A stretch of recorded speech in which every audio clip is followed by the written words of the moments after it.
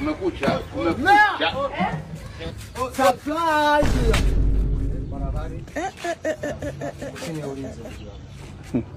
Niliondoka naye tumtaongelea kitu wewe. Hapa tumpe maelezo. Yake. Wewe. Unataka ufungwe na ndoo zetu.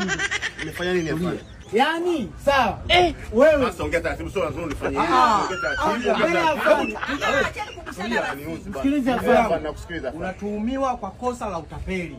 Umeiba pesa za mtandao, umezulumu mtandaoni. Yaani kwa kifupi, ulivyokuwa unakopa ulidhani hutakamatwa. Sasa wameibia hela zao, ulivyokuwa unakopa mitatu sasa. Mimi nimekopa nini pesa au nimekopa nini? Anajifanya Kwani wewe si ndio mlewa wewe? Mimi Sawa. wewe. Ndio wewe. Umekopa kwenye kampuni ya hawa madam. Kiasi cha kwa madam Kopa pesa kwa kutumia line yako. Ungeondoka naye. Tunamweleza ataondoka. kwenye line yangu mimi ndo nimekopa. Mtandaoni. Namba ipo, namba. Ipo. Pigeni. Piga mtu aumuke. Pigeni tuone hiyo namba. Ngoja apige Unafikia nimekopa kitu gani? Sasa unapoenda kufungwa punguza hasira.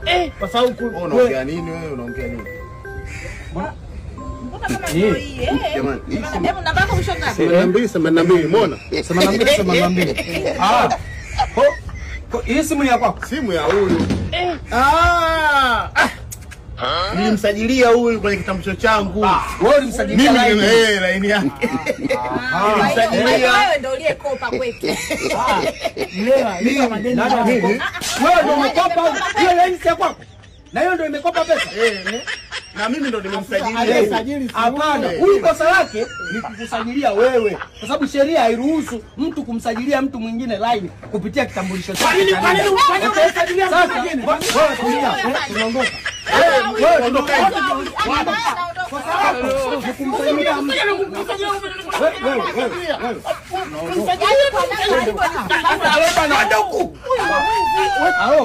Wewe umepeleka. Wewe tena umepeleka. Wewe